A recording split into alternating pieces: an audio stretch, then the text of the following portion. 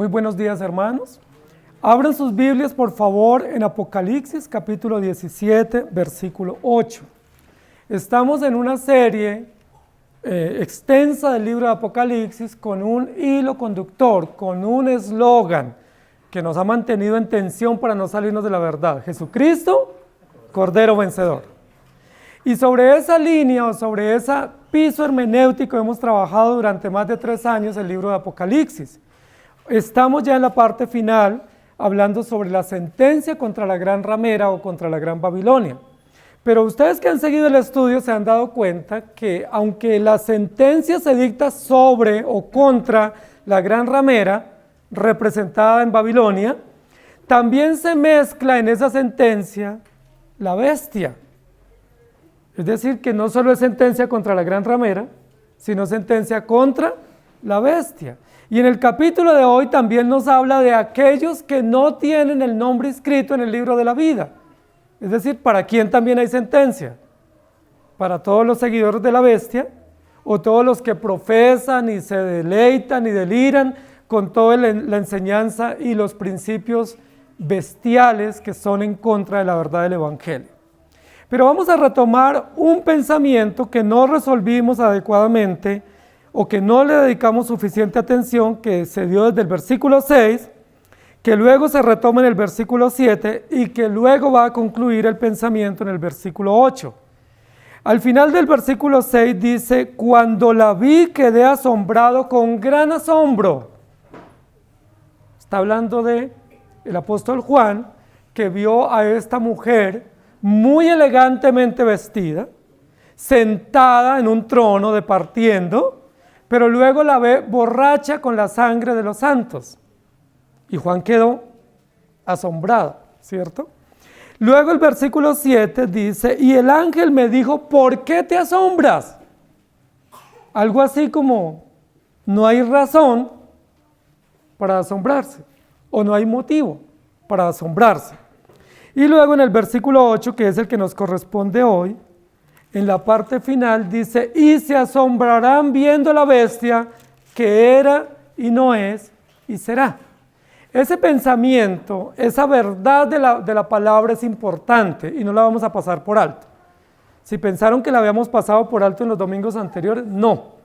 Hay que retomarla, porque en 3 oportunidades, en los 3 versículos, se hila sobre esa verdad o sobre esa actitud o sobre esa respuesta que tiene Juan y que van a tener los moradores de la tierra frente a lo que ellos están observando. Y es el asombro. ¿Sí? El asombro. ¿Qué es asombro? Asombro es quedar boquiabierto, extasiado, estupefacto, maravillado ante una situación, ante un hecho. ¿Sí? ¿Qué nos puede producir a nosotros asombro o sorpresa? Básicamente 2 cosas. Cosas muy maravillosas o muy sorpresivas en el buen sentido del término, nos dejan paralizados, nos dejan asombrados, o cosas muy terribles. Por ejemplo, si nosotros vemos una obra de arte muy bien ejecutada o muy bien elaborada, ¿cómo quedamos? Asombrados. O cuando vemos un deporte, nuestro deporte favorito, y asistimos a esa competencia y vemos que hay un triunfo y luego una premiación, ¿cómo quedamos con ese equipo nuestro o ese competidor de nuestro gusto? Asombrados. Decimos, lo logró. ¡Qué maravilla! ¡Qué cosa tan extraordinaria! Yo pensé que no lo iba a lograr, pero lo logró con lujo de detalle. Y quedamos asombrados. Nuestro hermano Fernando el año pasado me invitó a una competencia de arpistas. Y en esa competencia de músicos profesionales a nivel internacional, uno queda asombrado de ver cómo ejecutan el arpa, cómo lo hacen con tanta pericia, con tanta destreza, con tanta perfección y precisión, que uno queda asombrado. Pero hay otro tipo de asombro, y es el asombro que nos produce terror, miedo, ¿sí? Que nos deja asustados, paralizados, que sería, por ejemplo, ante un tema de injusticia, ante un tema de desvergüenza o de indignidad, ante un tema de maltrato, de abuso, ¿sí? Eso nos da mucho coraje. ¿Y cómo quedamos nosotros? Asombrados. No puede ser. No doy crédito a lo que estoy viendo. No puedo asegurar o no puedo pensar que eso pudiera terminar de esa manera. La violencia, el maltrato, la indignidad nos produce asombro. La pregunta que tenemos que hacernos acá es, ¿qué tipo de asombro es el que la Biblia está registrando acá? Porque en el versículo 7, en el versículo 6 dice, cuando la vi quedé asombrado con gran o con mucho asombro. ¿Sí? Es decir, quedé pasmado, ¿sí? Quedé paralizado. ¿Qué tipo de asombro fue el que tuvo Juan? La pregunta de título, o mejor, el título para la enseñanza de esta mañana es no te asombres con este tipo de asombro que Apocalipsis nos va a registrar. No te asombres. Y eso es lo que le dice el ángel a Juan. ¿Por qué se asombra? No se asombre, o no se quede pasmado, no se quede maravillado, no se quede aterrorizado por lo que está viendo o desconcertado. En el versículo 6 dice que Juan vio a una mujer ebria con la sangre de los santos y con la sangre de los mártires de Jesús, y cuando la vio quedó asombrado con gran asombro. Luego en el versículo 7 el ángel le dice, no te asombres, porque ese es el misterio de una mujer que está siendo revelado y que está dándose a conocer para que todos sepamos que esa mujer representa la bestia que está confabulada con ella, que tiene 7 cabezas y 10 cuernos. Y luego sigue hablando de la bestia. Pero yo quiero que miremos lo siguiente. ¿Por qué el ángel le dice a Juan que no se asombre? ¿Qué es lo que asombra tanto a Juan que amerita un llamado de atención de parte de Dios a través del ángel para decirle no se asombre? O por lo menos no se asombre por eso. A veces hemos encontrado personas que lloran, o niños cuando lloran y uno les dice no llore, o no llore por eso por lo menos, ¿sí? O no llore tanto. Lo que el ángel hace es llamar la atención a Juan diciéndole no se asombre. En tal sentido el asombro de Juan no fue adecuado, o el motivo que él tuvo para asombrarse no era correcto. ¿Qué fue lo que asombró a Juan? Ver a esta mujer borracha o descompuesta o alcoholizada con la sangre de los mártires. Y Juan dice, no puede ser. No puede ser que esta mujer o que este sistema que representa Babilonia se embriague o se deleite o haga brindis cuando matan los creyentes y los seguidores de Jesús. Y Juan se asombró. Posiblemente Juan se asombró porque él pensó, si este sistema representado en esta mujer mata a los seguidores de Cristo, ¿qué puede pasar conmigo? Me va a matar también a mí. ¿Qué va a pasar con nosotros que profesamos la fe de Cristo si esta mujer lo único que hace es matar creyentes y celebrar o cantar victoria cada vez que los mata? Y Juan se asombró. Es muy probable que el asombro de Juan aquí es de susto, de terror, pero no de terror por lo que esta mujer hacía, sino de terror por lo que le podía venir a él también. Porque uno puede quedar asombrado cuando dice, por ahí están matando cristianos, y uno se asusta. ¿Pero por qué se asusta? Porque uno dice, yo también soy cristiano, ¿sí? Me pueden matar, ¿sí? ¿Dónde me meto? ¿Qué hago? ¿Dónde me escondo? ¿Qué pasa si vienen a atacarme a mí? Es muy probable que el asombro de Juan esté asociado a miedo, a susto, a pavor. No por lo que esta mujer hace, sino por lo que puede hacer contra los discípulos que estaban y los creyentes, en este caso Juan. Y recuerden que en el primer siglo, en ese momento histórico, había gran persecución contra los cristianos. Había persecución no solamente del emperador y de los soldados romanos, sino también había persecución de todo el sistema religioso contra los cristianos en Jerusalén y en todo el mundo conocido. Estaban matando cristianos a diestra y siniestra, sin ningún tipo de consideración. Y Juan se asombró. ¿Qué le dice el ángel a Juan? No te asombres. Es decir, no te asustes porque están persiguiendo cristianos. Porque aunque han matado muchos, ¿qué le dijo en el quinto sello, en el capítulo 6 de Apocalipsis? Aún falta completar el número de los que serán muertos como ellos. ¿Qué es lo que el ángel le dice a Juan entonces? No se asuste, ¿por qué? ¿Porque no te van a matar? ¿Porque ya paró la persecución contra los creyentes? ¿O no se asuste porque es necesario que sigan matando creyentes? Porque aunque esos creyentes son muertos de forma injusta por los sistemas, hace parte del propósito de Dios para la extensión del reino y para mostrar que los creyentes no somos bien aceptados o bien vistos en esta sociedad pecaminosa. No te asustes. Muchos seguirán muriendo.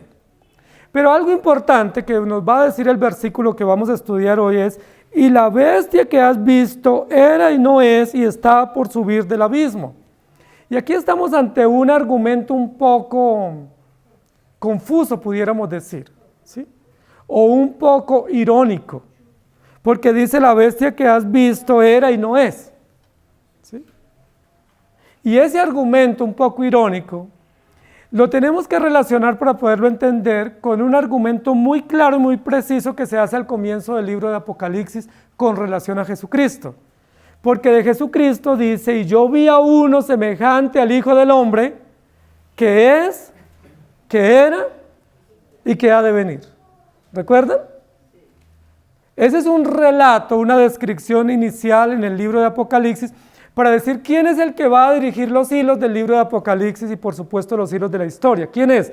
El que es, el que era y el que ha de venir. Entiéndase de tal manera: el eterno, el permanente, el inmutable, el que siempre ha sido, el que nunca deja de ser, el que nunca tiene sombra de variación.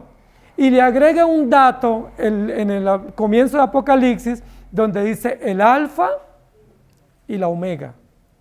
Y recuerden que el alfa y la omega son la primera y la última letra del alfabeto griego.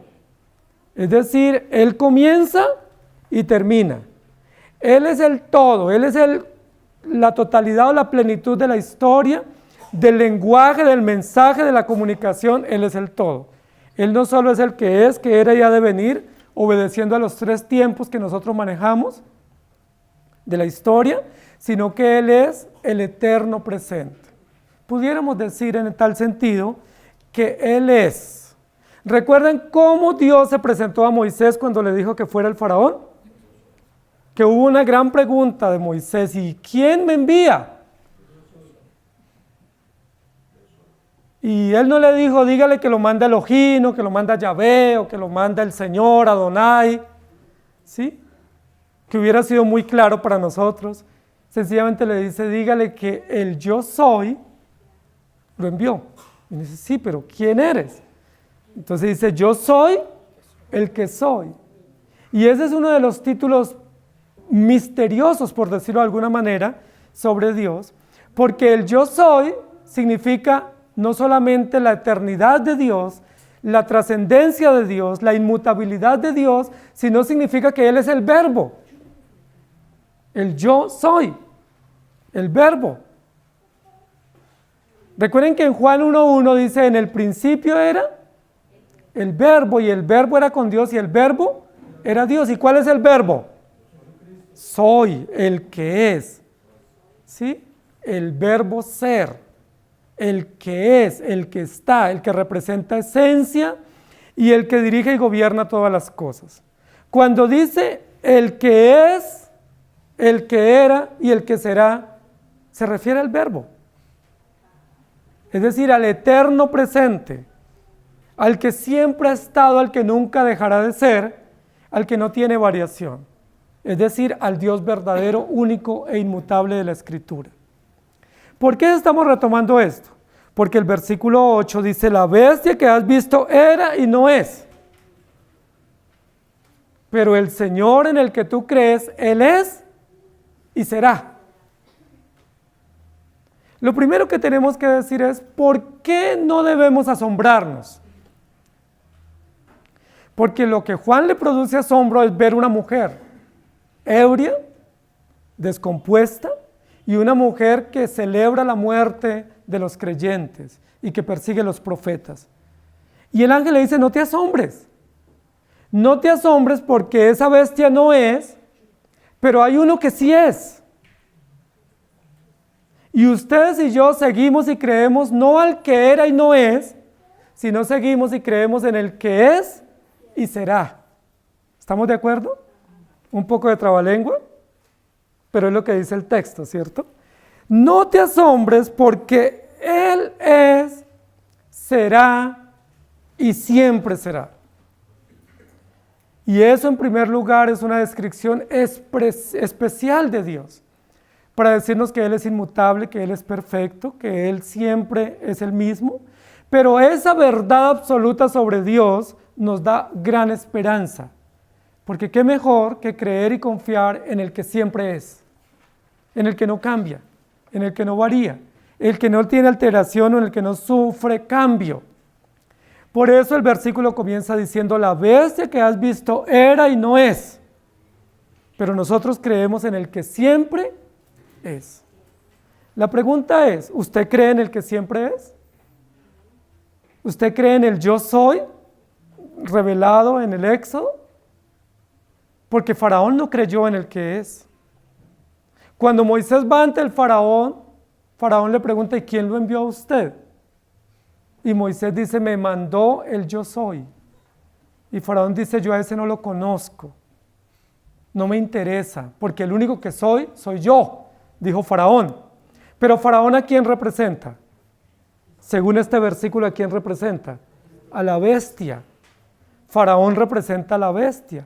Un imperio descomunal, un imperio despiadado, un imperio cruel, un imperio sanguinario que encarna toda la ideología babilónica: perversión, idolatría, brujería, alcoholismo, politeísmo, muerte, inmoralidad y una sociedad que decide vivir sin Dios. Faraón representa eso, una bestia que era y no es, pero Moisés va enviado por el que siempre es. Recuerden al final de la historia en el libro de Moisés, en los primeros capítulos, ¿quién venció entre esos dos representantes del bien y del mal? Venció el que es. Las 10 plagas devastaron a Egipto. Luego, en la persecución que hicieron los soldados de Egipto contra el pueblo de Israel, terminaron muertos en el Mar Rojo. ¿Y quién fue derrotado? La bestia, representada por Faraón. Faraón es la bestia en ese momento histórico, un imperio despiadado que quiere perseguir al pueblo de Dios. ¿Y quiénes celebran la victoria del Señor? Los creyentes. Éxodo capítulo 15. Y cantaron un cántico que decían, ha echado a la mar al jinete y al caballo, los carros del faraón quedaron como nada. ¿Y qué hizo el pueblo en ese momento cuando cantaban esa canción de Éxodo 15? Se asombraron.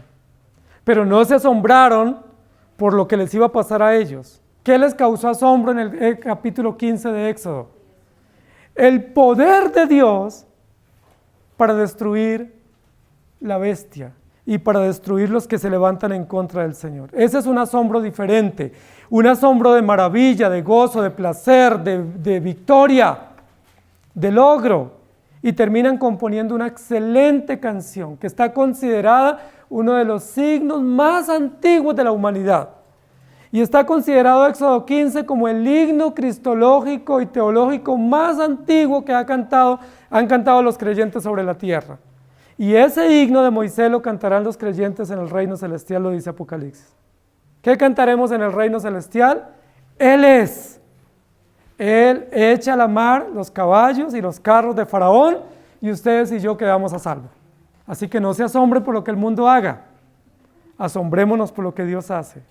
Porque lo que Dios hace sí es poderoso y maravilloso. Apocalipsis capítulo 4 versículo 8 dice, y los 4 seres vivientes tenían cada uno 6 alas, y alrededor y por dentro estaban llenos de ojos, y no cesaban día y noche de decir, santo, santo, santo es el Señor Dios Todopoderoso, el que era, el que es y el que ha de venir. Y Santiago capítulo 1 17 dice, toda buena dádiva y todo don perfecto desciende de lo alto, del Padre de las luces, en el cual no hay mudanza ni sombra de variación. Ezequiel capítulo 34, versículos 11 y 12 dice: porque así ha dicho Jehová el Señor, he aquí yo mismo iré a buscar mis ovejas y las reconoceré, como reconoce el rebaño el pastor el día que está en medio de sus ovejas esparcidas, así reconoceré mis ovejas y las libraré de todos los lugares en que fueron esparcidas el día del nublado y de la oscuridad. Y el texto que estábamos mencionando, Éxodo 3, 14 y 15, y respondió Dios a Moisés: yo soy el que soy. Y dijo: así dirás a los hijos de Israel: yo soy, me envió a vosotros. Además dijo Dios a Moisés: así dirás a los hijos de Israel: Jehová, el Dios de vuestros padres, el Dios de Abraham, Dios de Isaac y Dios de Jacob, me ha enviado a vosotros. Este es mi nombre para siempre. Con él me recordarán por todos los siglos. ¿Cuál es el nombre que debemos recordar de Dios siempre? Yo soy el que soy, o yo soy. Eso es lo que está diciendo Juan en la revelación. Pero Juan cayó en un momento donde, en lugar de asombrarse por los hechos maravillosos de Dios, le causó asombro lo que estaba haciendo esta mujer. Craso error que un creyente se asombre más por lo que el mundo hace y no se asombre por lo que Dios hace. Tremenda equivocación. Que la iglesia se llene de temor y de angustia por lo que el mundo y los gobiernos profesan y legislan, y no se llene de sorpresa por el poder absoluto y grandioso de nuestro Dios. Por eso el ángel le llama la atención a Juan y le dice: no te asombres por eso, no te angusties, no te dé miedo o temor por lo que el mundo hace, no te asustes. Eso siempre lo ha hecho y siempre lo seguirán haciendo. Asómbrese por lo que Dios hace y por lo que Dios dice. ¿Recuerda cuando en los evangelios Jesús le dijo a los discípulos: no teman a los que matan el cuerpo? El cuerpo lo matan y lo echan a la sepultura. Dice: pero ténganle temor y terror a aquel que puede enviar al hombre al infierno. Y ese que puede echar el hombre al infierno es Dios. No te asombres. Salmo 92 dice: antes que naciesen los montes y formase la tierra y el mundo, desde el siglo y hasta el siglo, tú eres Dios. Y luego en Apocalipsis 1:4 dice: Juan, a las 7 iglesias que están en Asia, gracia y paz a vosotros, del que es, y que era, y que ha de venir, y de los 7 espíritus que están delante del trono. Y luego en el capítulo 11, 17 dice: te damos gracias, Señor Dios Todopoderoso, el que era, y que eres, y que has de venir, porque has tomado tu gran poder y has reinado. Y luego en el capítulo 16, versículo 5, y oí al ángel de las aguas que decía: justo eres tú, oh Señor, el que eres y que eras, y el santo, porque ha juzgado estas cosas. ¿Cuántas veces en Apocalipsis se nos ha repetido esta misma verdad? Capítulo 1, capítulo 4, capítulo 11 y capítulo 16. Es decir, ¿es una verdad central del libro? Claro que sí. ¿Qué dice esa verdad? Que Dios siempre es el mismo y que no cambia. Y esa es una gran confianza para nosotros. Aunque Juan se asustó, se atemorizó por el poder y el alcance criminal de este sistema babilónico, el ángel inmediatamente le dice: no te asustes por eso. No te asustes, porque hay uno que es soberano sobre todos. Y hay uno que es grande y absoluto, y Él es y será y nunca dejará de decir. Él es la causa de nuestro asombro. Nuestro Dios es la causa de nuestra sorpresa y de nuestra maravilla. Si te vas a maravillar, maravíllate por lo que Dios es. Si te vas a asombrar, asómbrate por lo que Dios hace y es. Si te vas a llenar de temor, llénate de temor frente a lo que Dios es y hace, no por lo del mundo. La Biblia dice: no tengan temor por lo que el mundo hace. Esa es una característica de la iglesia. La iglesia es un pueblo que no sufre miedo por lo que el mundo ordena o legisla. ¿Por qué? Porque la Biblia dice: no tengan temor al mundo, porque en el mundo tendréis aflicción, porque el mundo los persigue, no le tengan miedo. Por eso la Biblia dice que la iglesia es como un ejército, y una característica del soldado bien entrenado es que está dispuesto a dar la vida, que está parado firme, aunque esté temblando por dentro, su actitud, su porte es de valor, ¿sí? De estar firme y parado ante la circunstancia. Lo segundo que el texto nos va a decir es, no te asombres, primero porque Dios es. ¿Para qué nos asombramos si estamos con Dios? Segundo, no te asombres porque ya nosotros somos en Cristo. Los que somos de Él y creemos en Él, somos en Él, lo que Él es. Es decir, estamos a salvo. Y eso lo ha repetido el libro de Apocalipsis una y otra vez. Hay mucho peligro en la sociedad. Hay mucha amenaza para los creyentes, de persecución, de tortura, de muerte, de hostigamiento. Nos amordazan de mil maneras, pero ¿qué nos ha dicho siempre el libro de Apocalipsis? No tengan miedo porque ustedes ya están a salvo. ¿Se acuerdan que nos dijo en los primeros capítulos? Que tenemos el sello del Cordero. ¿Recuerdan? Y ese sello del Cordero es garantía de propiedad y garantía de destino eterno. En otros lugares nos ha dicho que nosotros ya estamos a salvo con el Cordero vencedor. En otro lugar nos ha dicho que estamos sobre el mar de vidrio, contemplando tras bambalina lo que acontece con el incrédulo, con el impío, en el juicio de Dios. Y aquí nos va a decir otra vez, no te asustes, porque ya estamos a salvo. La pregunta es, ¿qué puede pasarle al creyente si lo matan? O sea, ¿qué trascendencia tiene la muerte física para el creyente? No tiene. ¿Por qué? Porque su destino eterno ya está asegurado. Nos pueden matar, pueden causarnos miles males. Pero la Biblia dice, ya estamos a salvo. El apóstol Pablo dice, está reservada para el creyente una morada celestial, y sea que vivamos o que muramos, somos del Señor. Así que nada de nervios, no te asombres, no te asustes. Y este es un llamado interesante del Evangelio, porque con gran frecuencia a nosotros nos causa temor muchas situaciones. Por ejemplo, a muchos no les da temor la violencia porque en nuestra ciudad no estamos siendo perseguidos violentamente los cristianos, como en otros lugares del lejano oriente o del Medio Oriente. Pero nosotros tenemos otras situaciones que nos producen temor. Para muchos la vejez es un motivo de mucho temor, o la enfermedad. Pero ¿qué dice la Biblia? No teman, no se asusten. Porque si envejecemos y vivimos más, gloria a Dios. Y si Dios nos deja envejecer y nos llama a su presencia, pues gloria a Dios también. O sea, ¿por qué se asustan? El texto lo que está diciendo es, ustedes ya están a salvo. ¿Cómo lo sabemos? Lo sabemos porque el versículo va a decir que los moradores de la tierra, aquellos o esos cuyos nombres no están escritos desde la fundación del mundo en el libro de la vida. El versículo hace una mención a un libro y a un registro y a unos nombres allí registrados desde antes de la fundación del mundo. ¿Quiénes son los que están en el libro de la vida? ¿Cuál es ese registro, ese dato de los nombres escritos en el libro de la vida? ¿Qué nombres están allí?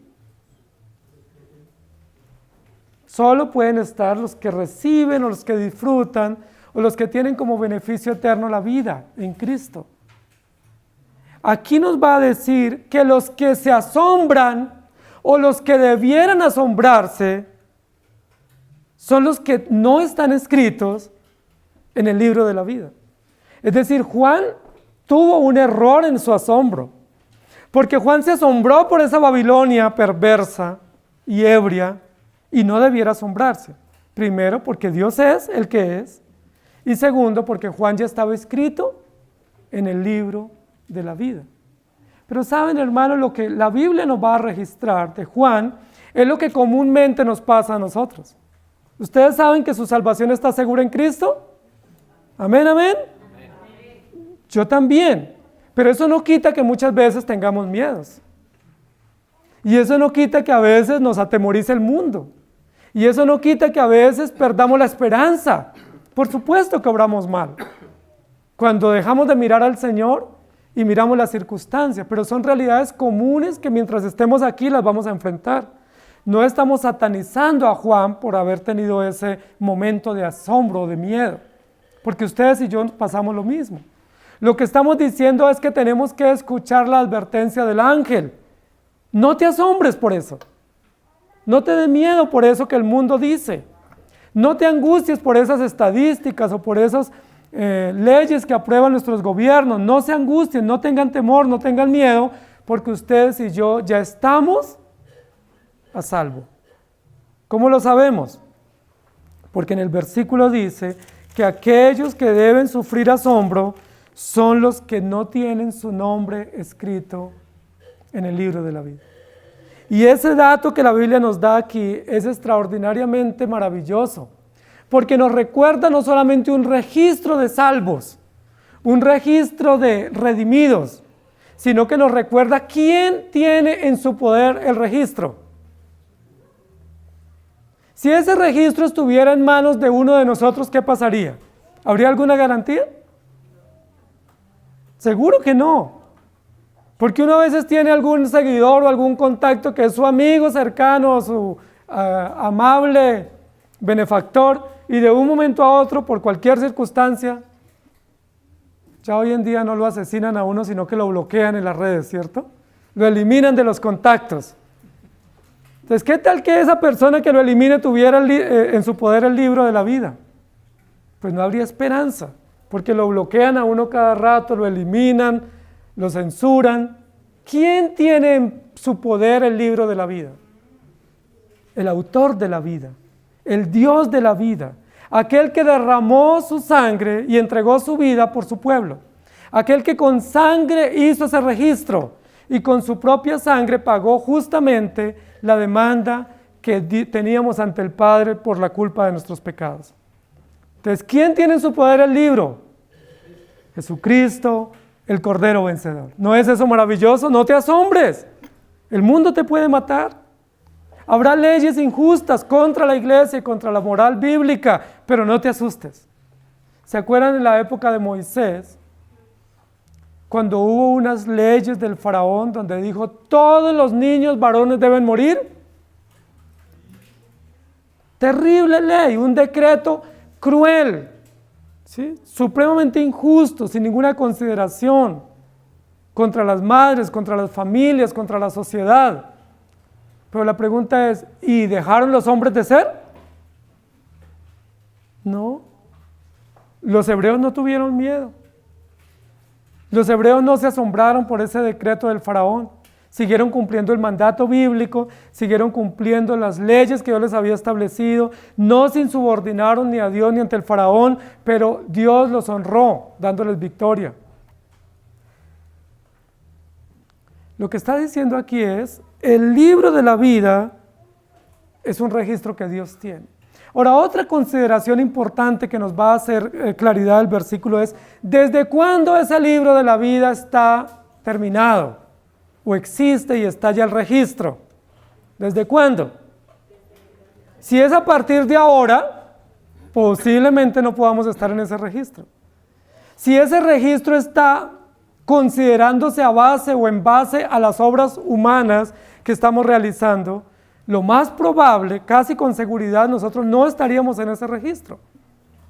¿Sí me hago entender? Si el registro depende de lo que hagamos hoy, ¿qué pasaría?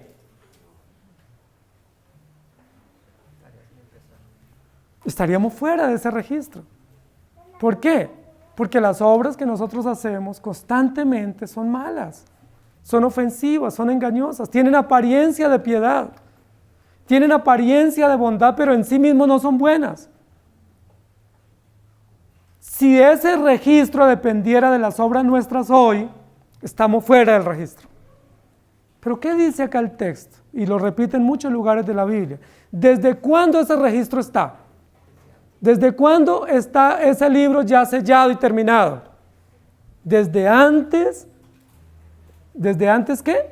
De la fundación del mundo. Es decir, no se pusieron en consideración para ese registro nuestras obras humanas. Y eso es maravilloso, gloria a Dios. No se tuvieron en cuenta para la inclusión en ese registro nuestras obras humanas. Porque si se hubieran tenido en cuenta nuestras obras, nunca hubiéramos calificado. Ni antes, ni durante, ni después. La Biblia dice, los moradores de la tierra, aquellos cuyos nombres no están en el libro de la vida.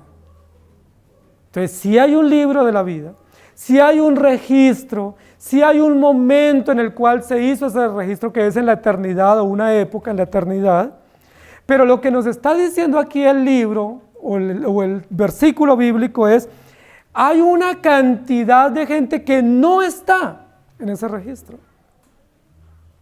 Y tácitamente hace una denuncia, ¿sí? Que es la denuncia que nosotros profesamos en la predicación del Evangelio. No todos están en el registro del libro de la vida.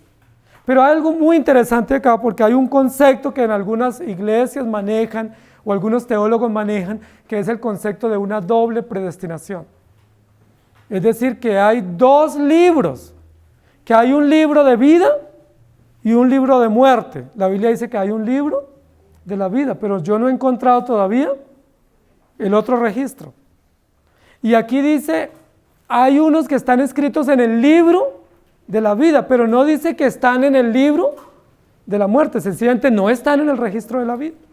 Sencillamente no fueron considerados para el plan redentivo.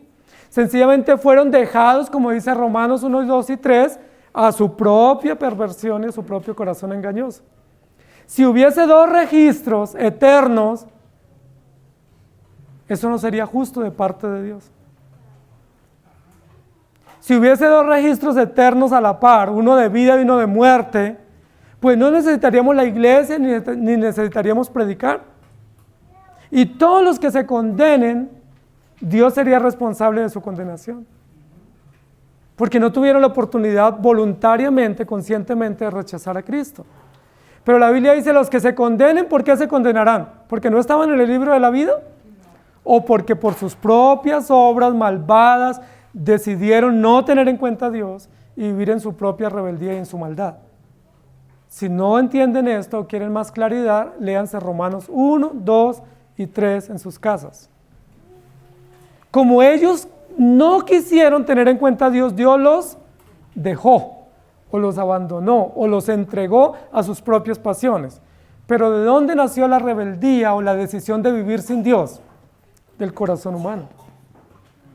Y aquí lo que está diciendo el texto es, los que debieran asombrarse son los que no están escritos en el libro de la vida. Porque los que están en el libro de la vida no tienen por qué asombrarse por lo que pase y acontezca. Primero, porque ya todo se nos fue dicho, estábamos advertidos, y segundo, porque estamos a salvo. Pase lo que pase, los creyentes estamos a salvo.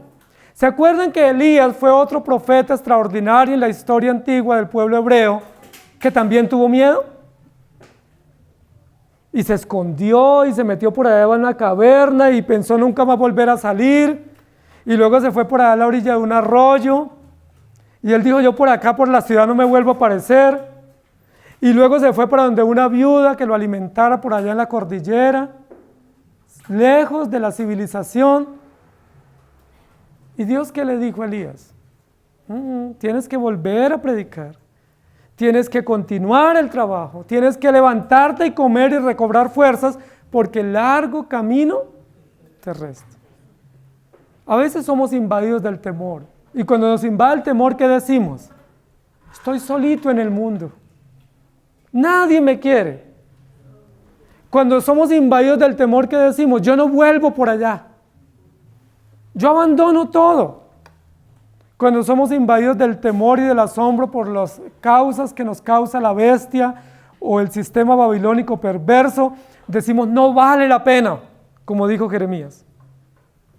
Pero ¿qué nos dice el Señor? No te asombres, levántate y manos a la obra. Hay que seguir, no por nuestras propias fuerzas, no por nuestros propios motivos. La única razón para seguir es porque nuestros nombres están escritos en el libro de la vida.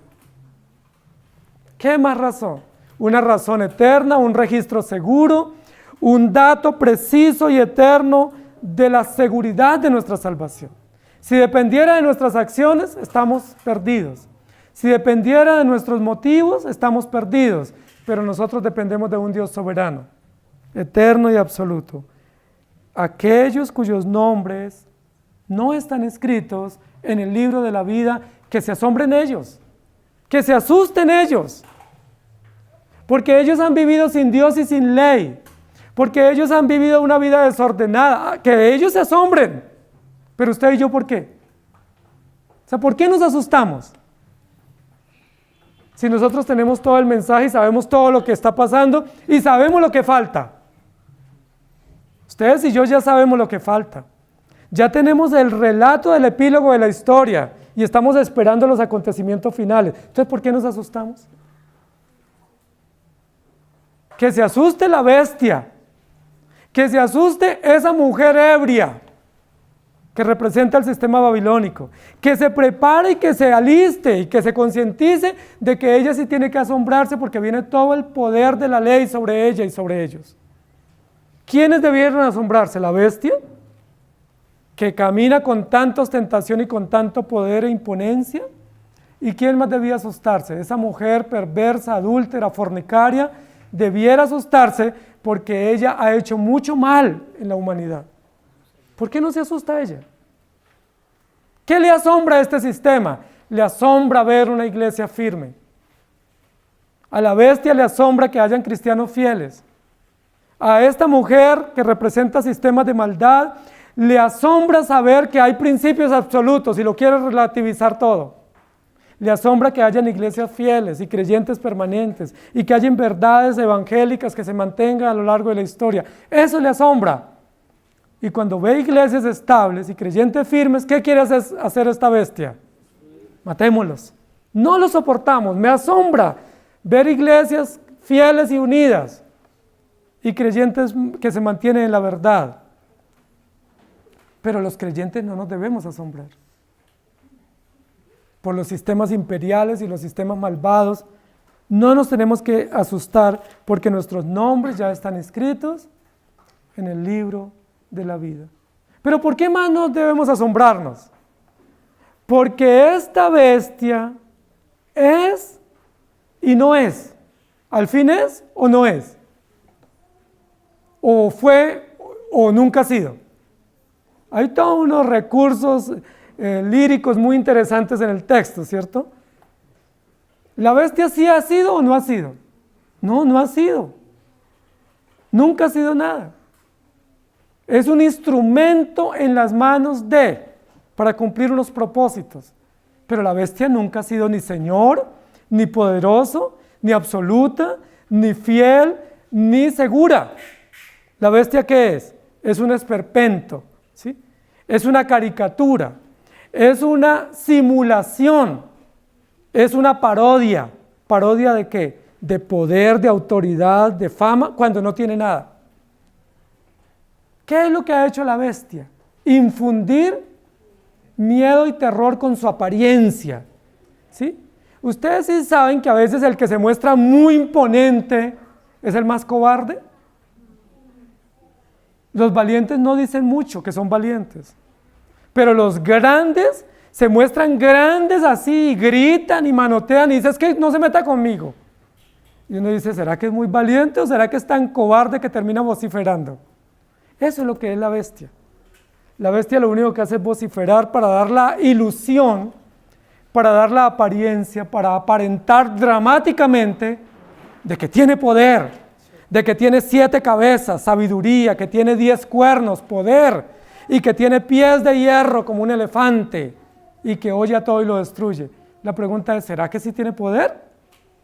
Porque solo hay uno poderoso, y que yo sepa, el único poderoso es nuestro Dios. Y que yo sepa, solo hay uno sabio, y el único sabio es nuestro Dios. Y que yo sepa, solo hay uno que tiene todo poder en el cielo y en la tierra. Y ese es nuestro Señor, Jesucristo, Cordero vencedor. La pregunta es, ¿esa bestia tiene poder? No tiene. ¿Tiene sabiduría? No tiene. ¿Tiene control por su propia condición o por su propio mérito? No lo tiene. Entonces, ¿qué es la bestia? Es y no es. Es una ilusión. Es una fantasía, es una falacia, es un engaño. ¿Qué es lo que ha hecho esa bestia desde el principio? Engañar. Con que Dios os ha dicho ¿Por qué esa bestia, o ese cocodrilo, o ese dragón, representado en el Génesis, en el Edén, no se enfrentó con Dios? ¿Por qué tuvo que ir a buscar a la mujer para engañarla? Alguien valiente y poderoso no lo hace así. ¿Por qué esta bestia le causa susto a los discípulos como Juan y no se enfrenta con el Cordero vencedor? Porque no tiene poder, no tiene sabiduría, no tiene elementos para defenderse, porque sabe que es un pobre diablo y que está condenado al juicio eterno. Sabe que le queda poco tiempo y está bajo sentencia. Entonces lo que el texto nos quiere decir es, ¿Juan asombrado por eso?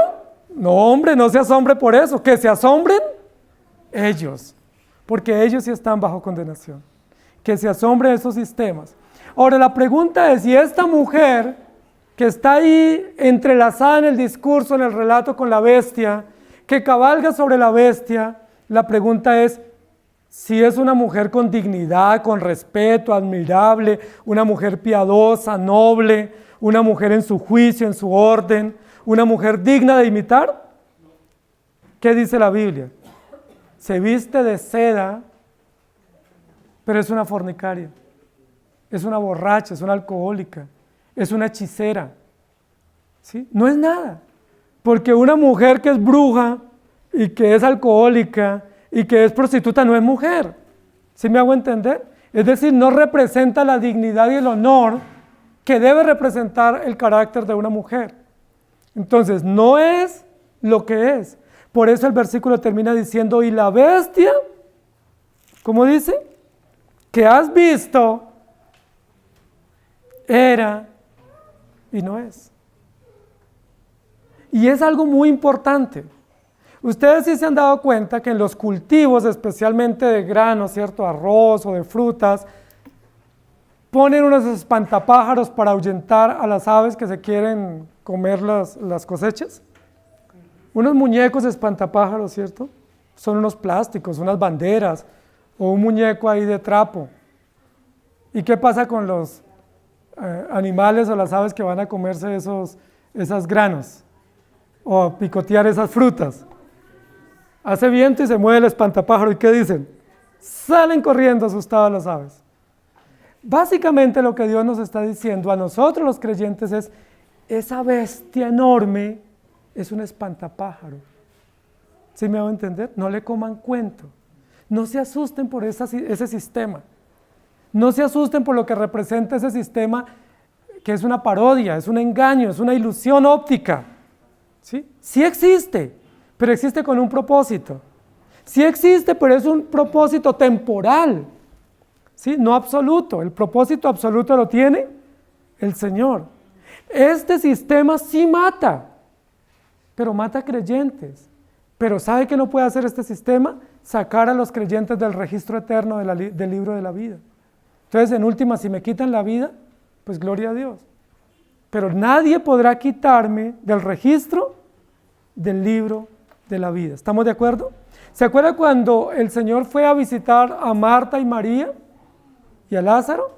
Uno de los buenos lugares donde Jesús visitaba cada vez que iba a Jerusalén. Se daba una escapadita ahí a Betania, que estaba en los alrededores, y visitaba a estos amigos, y los recibían con tanto cariño y estaban atendiendo a Jesús para que no le faltara nada.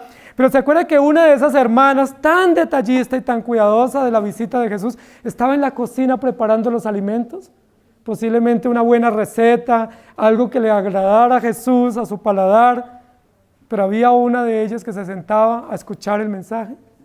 ¿Y recuerdan qué dijo Jesús de esas dos mujeres? Marta, Marta, afanada, ocupada, distraída estás en cosas importantes pero no valiosas, en cosas necesarias pero no trascendentales.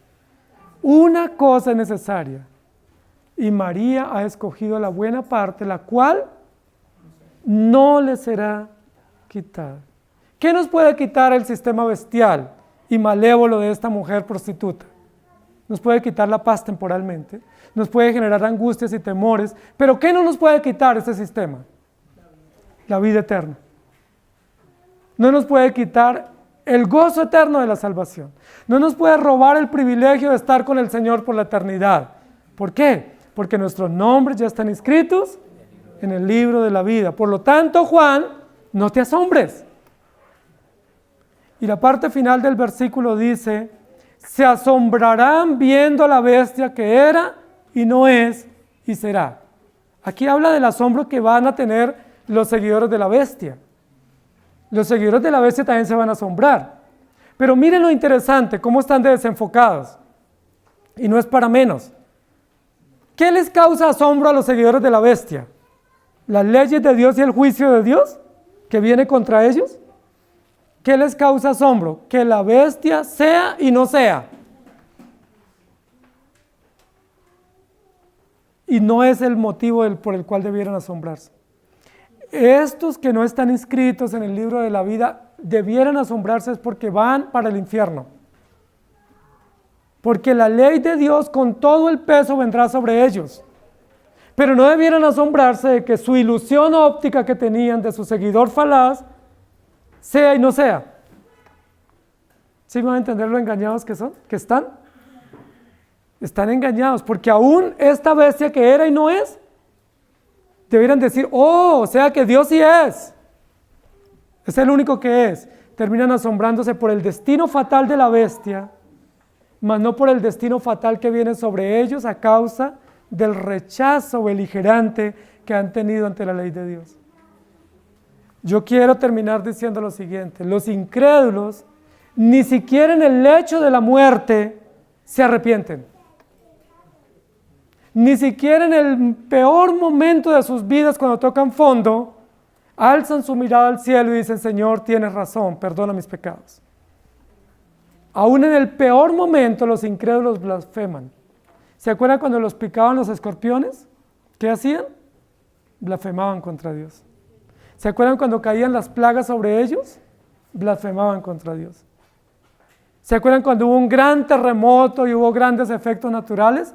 Blasfemaban contra Dios. Y aquí lo que está diciendo es, cuando Dios traiga a juicio a este sistema bestial y a esta prostituta fornicaria, la traiga a juicio y traiga a todos los moradores que no estaban en el libro de la vida a juicio, ni siquiera en ese momento los moradores de la tierra se asombrarán ante Dios, sino que se asombrarán por lo que le va a pasar a su líder. Y esto es patético. Esto describe claramente que ellos están condenados eternamente al juicio, porque ni siquiera en el peor momento de sus vidas se arrepintieron. ¿Dónde están ellos teniendo en cuenta a Dios? No, pero es que Romanos dice, como ellos no quisieron tener en cuenta a Dios, ¿qué hizo Dios? ¿Quieren vivir sin mí? Hay consecuencias, ¿sí? ¿Quieren vivir sin ley? Vivan sin ley, por un rato. Pero con esa ley que ustedes rechazan hoy, será la regla de medida para el día del juicio. Y se asombrarán todos los moradores de la tierra. Y dice, amén, al fin se asombraron. Al fin se doblegaron ante Dios y dicen, tú eres el eterno, el inmutable, el justo. Pero no se asombraron por eso. Los tres asombros que hay aquí son equivocados. El asombro de Juan es equivocado porque se asombra ante circunstancias temporales, debiendo asombrarse ante Dios. El asombro que tienen los impíos al ver su bestia y decir, maravilla, hace milagros, es nuestro ídolo, tiene poder. Eso es falaz, porque nunca tuvo nada. Y el asombro que tienen los incrédulos en el juicio, al ver la condena y el final de estos sistemas imperiales, porque ellos debieran asombrarse únicamente ante el Señor. La pregunta es, ¿a usted qué lo asombra? ¿Usted ante qué se asombra? ¿Qué le produce asombro a usted? ¿Que la economía está rajada en este país? ¿Qué lo asombra?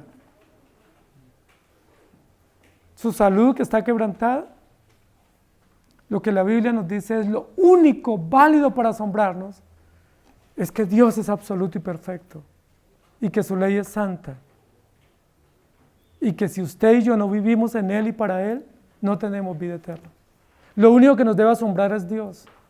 Lo único que nos debe maravillar es su ley, su gracia y su bondad.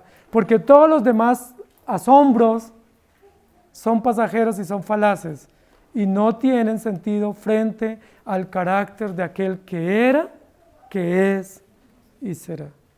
La pregunta es, ¿la bestia entonces no es? No, sí es, pero no es. Sí es un sistema real, no nos lo inventamos nosotros, existe. Se llaman imperios, gobernadores, reyes, jueces, militares, ejecutivos, empresarios, que decidieron organizarse para vivir sin Dios. Sí existen.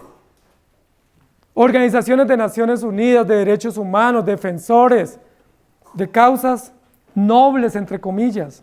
Entonces, ¿la bestia es? Sí es. La pregunta es, ¿frente a Dios la bestia es? No, frente a Dios no es. Porque aunque es, ante Dios se desvanece, se diluye. Todo lo que ostenta y todo su poder y su maldad que vomita contra la iglesia, ante Dios no puede emitir ni siquiera una palabra. Porque dice la Biblia que ante Él toda rodilla se doblará y toda lengua confesará que Jesucristo es el Señor. Entonces, la bestia sí es.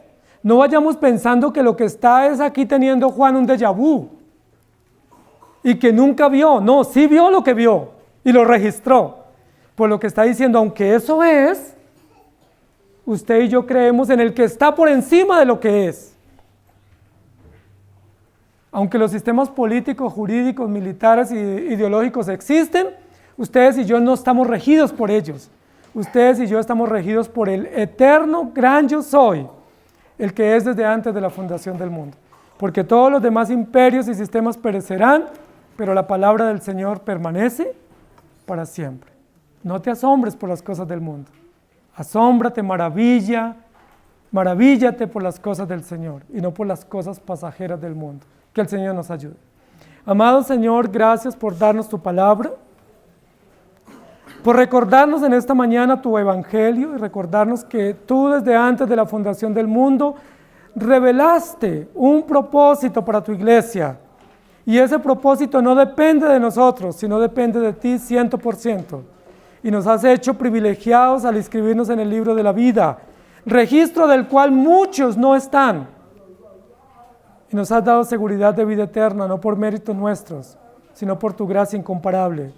Pero gracias hoy por indicarnos que muchas veces nos asombramos por las cosas del mundo y nos dan temor y nos generan angustia y nos dan ansiedad, la economía, la enfermedad, las leyes, las persecuciones, las enemistades, las traiciones, la soledad. Y tu palabra lo que nos dice es, no te angusties por eso, no tengas miedo por eso. Son cosas comunes a la vida temporal. La muerte, la fragilidad, el envejecimiento, las pérdidas, las economías frágiles, las traiciones, los desamores, son realidades comunes que todos enfrentaremos en esta tierra. Que eso no nos llene de miedo ni nos paralice. Que lo único que nos debe asombrar es tu evangelio. Que nos debe asombrar saber que siendo pecadores, tú perdonaste nuestros pecados. Nos debe maravillar con gran maravilla saber que siendo malos, tú desde antes de la fundación del mundo determinaste por tu único propósito y beneplácito inscribirnos en el libro de la vida para tu propio placer y tu propia gloria y para hacernos herederos de una herencia incorruptible, inmarchitable e imperecedera reservada en los cielos para tu pueblo. Que nos asombre eso. Que nos maraville que siendo pecadores tú nos has perdonado. Que nos maraville que siendo malos no depende del que quiere ni del que corre, sino de ti que tienes misericordia. Que nos maraville que viviendo en un mundo pecaminoso y perverso, tú nos sostienes. Que nos maraville saber que estando nosotros inclinados al mal, tú nos guardes de caer. Y cuando caemos nos levantas y nos limpias del pecado. Eso nos maravilla. Con gran maravilla y con gran gozo y con gran gratitud, al punto que podamos decir, como dijeron los discípulos, ¿a quién iremos si solo tú tienes palabras de vida eterna? Ayúdanos a maravillarnos leyendo tu palabra, entendiendo tu palabra, confiando en ti. Ayúdanos a maravillarnos sabiendo que tienes planes seguros y sabios y que nosotros dependemos de ti. No le comemos cuento a las circunstancias ni a los sistemas, por poderosos que sean, por elefánticos que sean, por dragónicos que sean. Nosotros solamente creemos a ti, a tu palabra, suficiente para creer, suficiente para tener esperanza, para tener vida, para tener gracia y paz y para estar seguros tanto en la vida como en la muerte. En Cristo Jesús. Amén. Que el Señor les bendiga, querida iglesia.